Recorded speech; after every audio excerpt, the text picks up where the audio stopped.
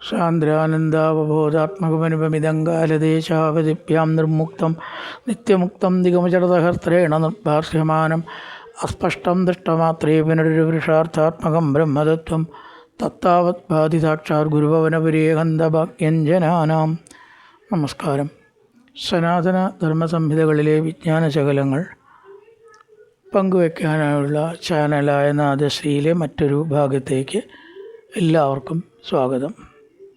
വേറെ channel subscribe ചെയ്യാനും like ചെയ്യാനും ഓർമ്മപ്പെടുത്തിക്കൊള്ളുന്നു. സബ്സ്ക്രൈബ് ചെയ്ത് ലൈക്ക് ചെയ്തവർക്കെല്ലാം നന്ദി രേഖപ്പെടുത്തിക്കൊള്ളുന്നു. ശ്രീമൻ നാരായണീയത്തിൽ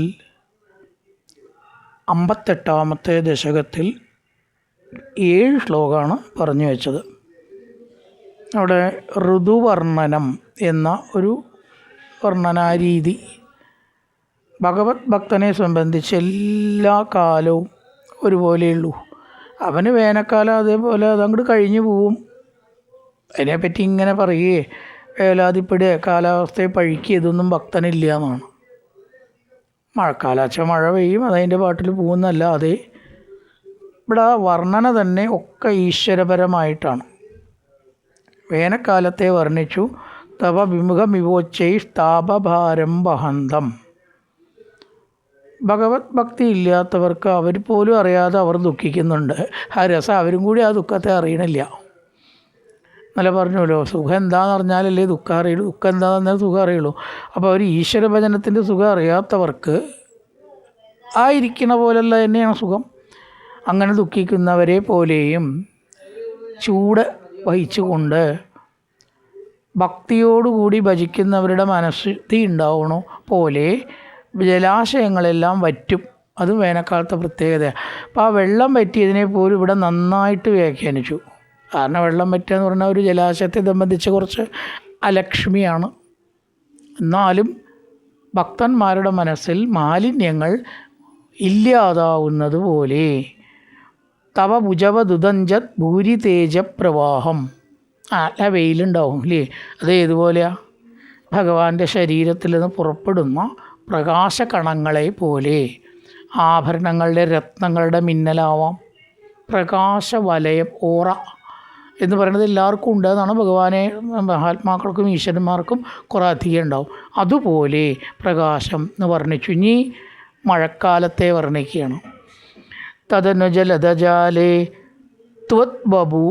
അവിടെ തത് ബബു അല്ല കേട്ടോ, ത്വ എന്ന് ശരിക്കും പറയുന്ന വേണം. അങ്ങ്. ത എന്ന് പറഞ്ഞാൽ അവൻ എന്നാണ്, ത്വ എന്ന് പറഞ്ഞാൽ അങ്ങ് എന്നാണ്. രണ്ടർത്ഥമാണ്. ഒരു കൂവാക്കൂട്ടത്തിന് അർത്ഥത്തിനെ മാറ്റാൻ കഴിയും. ത്വത് ബബു, 2 കൂവാക്കൂട്ടുണ്ട്. ത്വത് വബു, ത്വത് പ്ലസ് വബു. തുല്യഭാഭിർ വികസത അമല വിദ്യുത് പീതവാസോ വിലാസൈ സകല ഭുവനഭാജാം അഷ്ടതാം വർഷവേളാം ചിതികരകുഹരേഷു സ്വൈരവാസി വനേഷി. മാലിനി വൃത്തത്തിൻ്റെ ഒരു രൂപമാണ്. മഴ തുടങ്ങിയാലോ ജലദജാലേർ. അതിനി ഈശ്വരപരമായിട്ട് വ്യാഖ്യാനിച്ചു. ഭഗവാന്റെ ശരീരത്തിലത്തെ നീലമേഘ നിറന്നാ നമ്മൾ പറയുക അല്ലേ? അപ്പോൾ ആ നിറത്തെ പോലെ നീല നിറത്തിലുള്ള മേഘങ്ങൾ. വെള്ളം ഉണ്ടെങ്കിൽ ആ മേഘങ്ങൾ കറുപ്പും നീലയൊക്കെ ആവും. ഒരു കളറാണ് സംസ്കൃതത്തിൽ. നീല, കറുപ്പ്, കടുംപച്ചൊക്കെ ഒന്നായിട്ടാണ് പറയുക. വെള്ളമില്ലാത്ത മേഘം വെള്ളമേഘാവും, വെള്ള കളർ അല്ലേ? അപ്പം തദനു ജലദജാലി, മേഘങ്ങൾ അവയുടെ സമൂഹം കാരണം അങ്ങയുടെ ശരീരത്തിന് തുല്യ കാന്തി. കാർമേഘമൊന്നും അത്ര ഭംഗിയുള്ളതായിട്ട് ചിലർ പറയില്ല, പക്ഷേ ഭക്തനെ സംബന്ധിച്ച് എല്ലാം നല്ലതാണ്. ത്വത് വബു തുല്യ. ഇതൊക്കെ എന്താ വെച്ചാൽ ഈ കൂട്ടക്ഷര സംസ്കൃതത്തിൽ വരിക. അങ്ങനെ കൂവാക്കൂട്ടവും കീയാക്കൂട്ടവും സംസ്കൃതത്തിലില്ല, അത് സംഭവമേ ഇല്ല. ത്വത് പ്ലസ് വബു. അപ്പോൾ വേഗം കിട്ടും വായിക്കാൻ. ത്വത് വബു. ഇതങ്ങനെയല്ല, ത്വത് വബു എന്ന് വായിക്കണം. നാവിന് ലേശം പ്രശ്നമാണ്. അപ്പോൾ അവിടെ കൂട്ടക്ഷരമായിട്ട് കണ്ടാൽ നല്ലത്. ത്വത് പ്ലസ് വബു, ത്വത് വബു, വേഗം കിട്ടും. ത്വത് വബു, ത്വത് വബു എന്നൊന്നും വായിക്കേണ്ട ആവശ്യമില്ല. ത്വത് വബു തുല്യഭാഭിർ വികസൻ അമല വിദ്യുത് പീതവാസോ വിലാസൈ. ഇനി എന്തുണ്ടാവും? കുറേശ്ശെ ഇടിമിന്നലുണ്ടാവും ഇല്ലേ? നല്ല മഴയൊക്കെ പെയ്യുമ്പോൾ ഇടിമിന്നലോടുകൂടിയ മഴ. ആ ഇടിമിന്നൽ ഭഗവാന്റെ ശരീരത്തിലത്തെ ആഭരണങ്ങളുടെ മിന്നൽ എത്ര നന്നായിട്ടാണ് ഉപമിച്ചിരിക്കുന്നത് കണ്ടു. അമല വിദ്യുത്, പിന്നെ മഞ്ഞപ്പട്ടും ആഭരണങ്ങളും. ആഭരണം എന്ന് ഇവിടെ പറഞ്ഞിട്ടില്ല, നമുക്കത് ഉടുക്കണോണ്ട് തെറ്റൊന്നുമില്ല, മിന്നണ സാധനമാണല്ലോ ആഭരണം. വികസത അമല വിദ്യുതാണ്, മലവിദ്യുതല്ല. അമലം, യാതൊരു മാലിന്യവും ഇല്ലാത്ത അലക്കി തേച്ച പോലത്തെ മഞ്ഞപ്പട്ട്, അലക്കിയ വൃത്തിയുള്ള മഞ്ഞപ്പട്ട്. പിന്നെ ആഭരണങ്ങളെ പോലെയും ഇടിമിന്നലുകളോടുകൂടി ശോഭിക്കുന്ന മഴക്കാലം. പൊതുവേ മഴക്കാലം എല്ലാവർക്കും ഇഷ്ടമാണ്. ഒരു വിവരണത്തിൽ പറയുമ്പോഴേ, കാരണം ഭാഗവതത്തിൽ പറയും വേനൽക്കാലം എന്ന് വർണ്ണിക്കുമ്പോൾ നാദിപ്രേയ ശരീരിനാം, ഒരു ശരീരിക്കും ഇഷ്ടമല്ലാത്ര വേനൽക്കാലം. മനുഷ്യനേന്ന് മാത്രമല്ല, ശ്വാക്കളൊക്കെ കിതച്ചാകെ വേനൽക്കാലത്തെ പഴിക്കുന്ന പറയുക.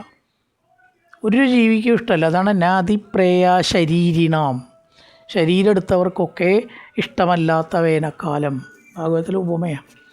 ഇവിടെ പറയുന്ന സകല ഭുവനഭാജാം ഹർഷദാം, എല്ലാവർക്കും സന്തോഷമാണ് അത്രയും മഴ കണ്ട അല്ലേ. മയിലുകളൊക്കെ നൃത്തം വയ്ക്കും, ചെടികൾക്കൊക്കെ നല്ല ആശ്വാസം കിട്ടും. ചൂടുന്ന തുള്ളി വെള്ളം കിട്ടിയിട്ട് പാവങ്ങൾക്ക് കുറേ ഉണ്ടാവും. അപ്പം ഹർഷദാം, എല്ലാ ജീവജാലങ്ങൾക്കും, മനുഷ്യന് മാത്രമല്ല സസ്യജാലങ്ങൾക്കും പക്ഷികൾക്കും ആനന്ദം കൊടുക്കുന്ന വർഷവേലാം. ക്ഷിതിധരകുഹരേഷു സ്വൈരവാസീവനേഷി. ക്ഷിതിധരകുഹരേഷു, ക്ഷിതിധരം മിക്കവാറും പർവ്വത ഗുഹകളിൽ. ഈ മഴയുണ്ടായാൽ വെള്ളം മേല് വീണിട്ടൊക്കെ പക്ഷികൾക്കൊക്കെ വലിയ ബുദ്ധിമുട്ടാവില്ലേ? അതിനെന്തൊക്കെ വഴികളുണ്ട്? നമ്മളാ നനയുക, പനി പിടിക്കുക അല്ലേ. അവറ്റ പർവ്വതങ്ങളുടെ ഗുഹകളിലോ വൃക്ഷങ്ങളുടെ ഇടയിലോ സ്വൈരമായി വസിക്കും. പല ജീവികളും ആ മഴക്കാലത്തേക്ക് വേണ്ട ആഹാരം കൂടി കരുതി വയ്ക്കാറുണ്ട് എന്ന് പറയണം. അത്ര മുന്നാലോചനയുള്ള ജീവികൾ എറുമ്പൊക്കെ സുഖമായിട്ട് മഴ കൊള്ളാതെ കഴിച്ചു കൂട്ടും. വർഷവേലാം, ആ വെള്ളം വർഷവേല, വെള്ളത്തിൻ്റെ ആ ഒരു ഉപദ്രവം കൂടാതെ എവിടെ വസിക്കും? ക്ഷിതിധര കുഹരേഷു, ക്ഷിതിധരം പർവ്വതം, പർവ്വതത്തിൻ്റെ ഗുഹകളിൽ സ്വൈരവാസീവനേഷി, സ്വൈരമായിട്ട് മഴക്കാലം ആസ്വദിച്ച് കഴിച്ചു കൂട്ടിയെന്നാണ്. തദനു ജലദജാലേ ത്വത് വപു തുല്യഭാബിർ, ത്വത് പ്ലസ് വപു ആണ്, ത്വത് വപു ശരീരം, ത്വത് വപു തുല്യഭാബിർ. വികസത് അമലവിദ്യുത്, മലമല്ല അമലവിദ്യുത് പീതവാസോ വിലാസൈ, ഇടിമിന്നലിനെ കൊണ്ട് ശോഭിക്കുന്ന പോലെയുള്ള മഞ്ഞപ്പട്ട് ധരിച്ച്. മഞ്ഞപ്പട്ടിനെ പോലത്തെ ഇടിമിന്നലാട്ടോ, മഞ്ഞപ്പട്ടിനെ പോലെ ഉള്ള ഇടിമിന്നലോട് കൂടിയതും. സകല ഭുവനഭാജാം വർഷദാം, ലോകത്തിലുള്ളവർക്കൊക്കെ ആനന്ദത്തെ കൊടുക്കുന്ന വർഷവേല, മഴക്കാലം വന്നെത്തി. ഇപ്പം ജീവജാലങ്ങൾ ക്ഷിതിധര കുഹരേഷു, പർവ്വതങ്ങളുടെ ഗുഹകളിൽ സ്വൈരമായി വസിച്ചു. അവർക്കും ബുദ്ധിമുട്ടില്ല, അവരെ കൊണ്ട് മറ്റുള്ളവർക്കും ബുദ്ധിമുട്ടില്ല. കുഹരതല നിവിഷ്ടം ത്വാങ്കരിഷ്ടങ്കരീന്ദ്ര ശിഖികുലനവകേകാകുബിസ്തോത്രകാരീ പുടകുടചകദംബത്തോമ പുഷ്പാഞ്ജലിഞ്ച പ്രവിദധനുബേജേ ദേവഗോവർദ്ധനോസോ. പ്രവിദത് അതനുബേജേ, മയിലുകളുടെ ഒരു സ്ഥിതി പറയുകയാണ്. നമ്മളൊക്കെ പൊതുവെ ഇപ്പം മടുത്തടങ്ങിയില്ലേ മയിലിനെ കണ്ട്. ഞങ്ങളൊക്കെ പറയാറുണ്ട്, ഈ പക്ഷികളിൽ വെച്ചിട്ട് ഏറ്റവും സുഖമില്ലാത്ത ശബ്ദം മയിലിനാണ്. വേറെ ഒന്നിനുമില്ല കേട്ടോ. മഞ്ഞക്കിളി, കുയിൽ, എന്ത് സുഖമാണ് പക്ഷികളുടെ ശബ്ദം കേൾക്കാൻ അല്ലേ. മൈനയുടെയൊക്കെ ശബ്ദം ഭഗവാന്റെ ശബ്ദമാണെന്നാണ് പറയുക പക്ഷികളുടെ ശബ്ദം. പക്ഷെ ഇവിടെ ഇപ്പം അത് നന്നാക്കിയിട്ടാട്ടോ പറയണം. കുഹര തല നിവിഷ്ടം, ഒക്കെ നമ്മുടെ മനസ്സിൻ്റെ ഭാവമാണ്, ഒക്കെ മനസ്സിൻ്റെ ഭാവമാണ്. ഹേ ദേവ എന്ന് വിളിച്ചുകൊണ്ട് പറയണം. അസോ ഗോവർദ്ധന ഗിരീന്ദ്ര, ഈ ഗോവർദ്ധന പർവ്വതം. ശിഖികുല നവകേകാകുബി, ആഹ്ലാദ സൂചകങ്ങളായ കേകാരങ്ങളാൽ മയിലുകളുടെ സ്തുതി, ഭഗവാനെ സ്തുതിക്കണതായിട്ട് ആ ശബ്ദമാണ്. എടുത്തു നോക്കൂ, ഒരിക്കലും നമുക്ക് വിഷമം വരില്ല. അവർക്ക് വേയിക്കണ പോലെ സ്തുതിച്ചു. ആ ശബ്ദമല്ലേ ഇപ്പോൾ അവർക്ക് ഉണ്ടാക്കാൻ പറ്റൂ. ശ്വാക്കൾക്ക് കുറയ്ക്കാനേ പറ്റൂ. ഒരു സന്തോഷം ചിലപ്പോൾ കുറച്ചിട്ടാത്രേ പ്രകടിപ്പിക്കുക. കാരണം ആ ഒരു ഭാഷയെ അവർക്ക് അറിയുള്ളൂ. ഇംഗ്ലീഷിൽ കുറയ്ക്കാനും സംസ്കൃതത്തിൽ കുറയ്ക്കാനും അറിയില്ലല്ലോ. മലയാളത്തിൽ കുരയ്ക്കുക, സംസ്കൃതത്തിൽ കുരയ്ക്കാൻ നായയ്ക്ക് പറ്റില്ല, അവർക്കൊരൊറ്റ ഭാഷയുള്ളൂ. അതേപോലെ മയിലുകൾ അവരുടേതായ ഭാഷയിൽ ഭഗവാനെ സ്തുതിച്ചു. ശിഖി കുലനവ കേക കാകുപി കേക മയിലുകൾ. കേക കാരണം പൊന്തിയും താണുമാണല്ലോ മയിൽ നടക്കുക. അതുകൊണ്ടാണ് ആ വൃത്തത്തിന് അങ്ങനെ പേര് വന്നത്. ഒന്ന് പൊന്തി ഒന്ന് താണു, ഒന്ന് പൊന്തി ഒന്ന് താണു. ശിഖി കുലനവ കേക കാകുപി ആഹ്ലാദ സൂചകങ്ങളായ ഭംഗിയുള്ള മയിലുകളാൽ സ്തുതിക്കപ്പെട്ടും പീലിയൊക്കെ വിടർത്തി അല്ലേ. ആൺമയിലിന് നല്ല ഭംഗിയാണ് കാണാൻ, ആസ്വദിക്കാൻ അറിയണമെന്നേ ഉള്ളൂ. പുടകുടച്ച കദംബത്തോമ പുഷ്പാഞ്ജലിഞ്ച ആ പ്രവിധതനുപേജേ ദേവഗോവർദ്ധനോസൗ ഗുഹാതലത്തിൽ നിന്ന് എഴുന്നള്ളിയിരുന്ന നെന്തിരുവടിയെ അവരെല്ലാം മയിലുകൾ സ്തോത്രങ്ങളാൽ സ്വീകരിച്ചു ഭഗവാനെ. പ്രവിധതനുപേജേ എന്ന് പറഞ്ഞാൽ അങ്ങനെ വരിക.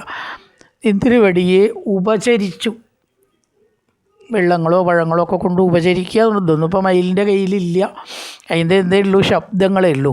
അപ്പോൾ ആ ശബ്ദങ്ങളെ കൊണ്ട് സ്തുതിച്ച് അങ്ങയെ സ്വീകരിച്ചു എന്ന് പറഞ്ഞിരിക്കുകയാണ്. അതും മഴക്കാലത്തിൻ്റെ വിവരണം തന്നെ തുടർച്ചയാണ്. കുകരതലന്ന് വിഷ്ടൻ ത്വാങ്കിരിഷ്ടങ്കിരീന്ദ്രശികുല നവകേക കാകുബി സ്തോത്രകാരി.